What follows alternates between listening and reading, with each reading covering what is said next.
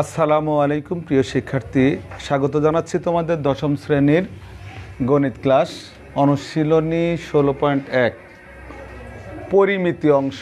আমি আগেও বলেছি যে এই পরিমিতির অঙ্ক যারা ভালো পারে তারা অঙ্কে খুব ভালো করে, ত্রিকোণমিতি এবং পরিমিতি। তো এখান থেকে আমাদেরকে বুঝতে হবে যে এই অঙ্কগুলো কিন্তু খুব সহজ, এবং এই অঙ্কগুলোর সুবিধা একটা কি, এই অঙ্ক বইয়ে যে নিয়মকানুনগুলো মানে বইয়ের অঙ্ক প্রায় সেম আসে। তো এটা সুবিধা আছে যে যে অঙ্কগুলো একটু কঠিন হয় সেগুলো বই থেকে দেওয়া হয়। তাহলে আমরা দেখি 1 নম্বর অঙ্কটা কি বলেছে এখানে, যে একটি সমকোণী ত্রিভুজের অতিভুজ 25 মিটার, এর একটি বাহু অপরটির 3/4 অংশ হলে বাহু দুইটির দৈর্ঘ্য নির্ণয় করো। খুবই সহজ। তো আমরা আগে সমকোণী ত্রিভুজের ধারণা নিই। এটা একটা সমকোণী ত্রিভুজ। সমকোণী ত্রিভুজ কাকে বলে? যে ত্রিভুজের একটি কোণ সমকোণ অর্থাৎ 90 ডিগ্রি, সেটাকে বলা হয় সমকোণী ত্রিভুজ। আর সমকোণী ত্রিভুজের মনে করো যদি এ বি সি সমকোণী ত্রিভুজ, এর বড় বাহুটাকে বলা হয় অতিভুজ। আর এটা আমরা বিপরীত বাহু, সন্নিহিত বাহু চেঞ্জ হতে পারে। তো আপাতত এটাকে আমরা লম্ব মনে করব, এটাকে ভূমি মনে করব, ভূমির সাথে যেটা আছে। তো আমরা দেখো এখানে বলেছে যে ত্রিভুজের অতিভুজ 25। তো এই অতিভুজটা হচ্ছে 25,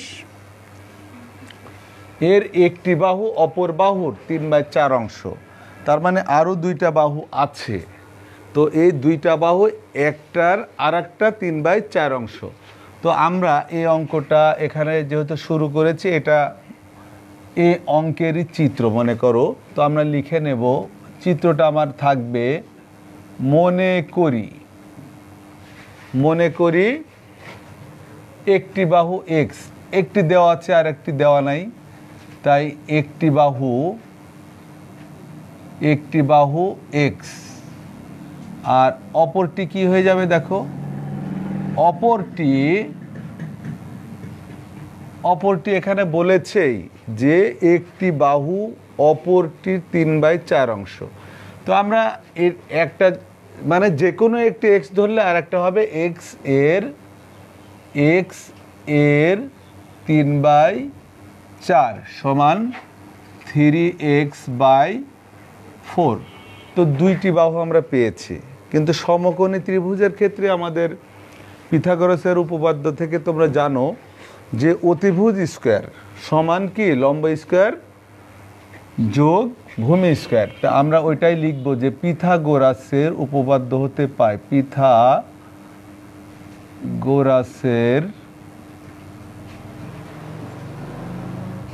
উপপাদ্য হতে। তো আমরা এখানে যেহেতু এক্স এর মান বের করব, সূত্রটা প্রথমেই যদি উল্টিয়ে লেখি ভালো হয়। যে আমরা জানি হচ্ছে অতিভুজ স্কোয়ার সমান কি ভূমি স্কোয়ার প্লাস লম্ব স্কোয়ার। অতিভুজ স্কোয়ার সমান অতিভুজ আমরা ডানে দিয়ে দিলাম কারণ অতিভুজের মান দেওয়া আছে, অতিভুজ স্কোয়ার। তো এটা সমান এই দুইটা, অথবা এই দুইটা সমান এইটা। তো এখানে তোমরা লক্ষ্য করো যে আমাদের অতিভুজ দেওয়া আছে, যে বলেছে কি অপর দুই বাহু। তো আমরা একটাকে কি ধরেছি এক্স, আর একটাকে 3x/4। তো এখানে আমরা এক্স এর মান যদি বের করি তাহলে কিন্তু আমরা দুইটা বাহুর মাপ পেয়ে যাব। তাই আমরা দেখো এখানে ভূমি ধরেছি এক্স, তো এখানে x square plus 3x/4 square সমান 25 স্কোয়ার। ক্যালকুলেটর রাখতে হবে। তো এখানে দেখো আমরা যখনই সমীকরণ হয়ে যায় বা দিয়ে শুরু করব, এক্স স্কোয়ার প্লাস এখানে আমরা যদি গুণ করি 3 ত্রিককে, যেহেতু 3-এর উপরে স্কোয়ার আছে, 9x স্কোয়ার বাই 4-এর উপরে স্কোয়ার, 4 গুণ করলে 16। সমান 25 যদি গুণ করি 625। তো দেখো এখানে যেহেতু প্লাস চিহ্ন আছে আর এখানে ভগ্নাংশ হয়ে আছে, তাই এটা আমরা এখন কি লসাগু যোগ করব। তো এখান থেকে দেখো আমরা যদি লসাগু করি তো এর লসাগু হচ্ছে 16, কারণ এখানে নিচে কিছু নেই অর্থাৎ 16। আর আমরা জানি যে যদি কোনো পূর্ণ সংখ্যা থাকে লসাগুর সাথে সরাসরি গুণ হয়। কেন গুণ হয়? এর নিচে 1 আছে, নিয়ম হচ্ছে নিচের হর দিয়ে লসাগুকে ভাগ করে ভাগফল দিয়ে উপরেরটা গুণ করা। তার মানে 1 দিয়ে যদি 16কে ভাগ করা যায় 16ই হবে, যার কারণে আমরা সরাসরি গুণ করি। অর্থাৎ 16x² প্লাস 16 দিয়ে 16কে ভাগ করলে 1, 1 দিয়ে 9x² গুণ করলে 9x² হবে, সমান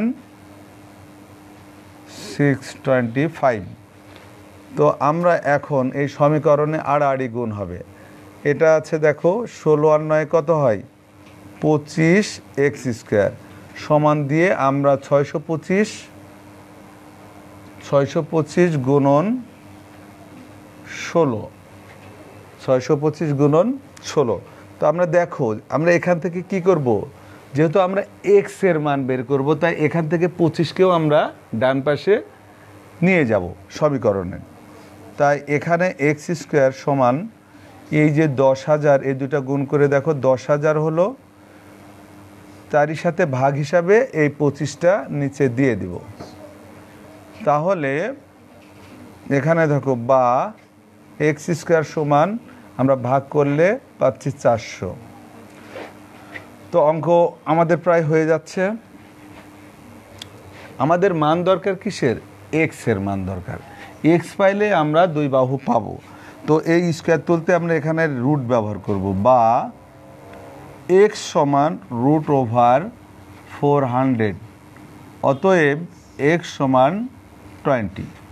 তো দেখো আমাদের x এর মান কি? এখানে একটা বাহু 20 বের হয়ে গেল, আর একটা বাহু কত? 3x/4। তো আমরা এখানে লিখি যে অপর বাহু, আচ্ছা এখানে করে দিই অপর বাহু কি আছে? 3x/4, অর্থাৎ 3 গুণন x এর মান কত পেয়েছি? 20 ভাগ 4, 4 দিয়ে যদি 20কে ভাগ করি 5 হয়, অর্থাৎ আরেক বাহু হচ্ছে কত হলো? 15। তো এই বাহুটা কত? 15। আমাদের দুইটা বাহু আমরা লিখতে পারি যে দুইটা বাহুর নাম দিতে পারি, a সমান 20, b সমান 15। আর চিত্র থাকলে আর কিছুই লেখা লাগবে না, এখানেই অঙ্ক শেষ হয়ে যাবে। তো আমরা এবার 2 নম্বর অঙ্কটা দেখি। দেখো 2 নম্বর অঙ্ক বলেছে যে 20 মিটার লম্বা, 20 মিটার লম্বা একটি মই দেওয়ালের সাথে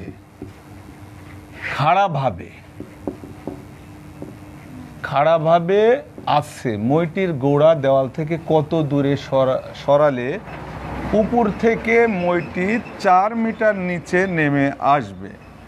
তো বিষয়টা হচ্ছে এমন, আমরা দেওয়ালটাই আগে আঁকাই।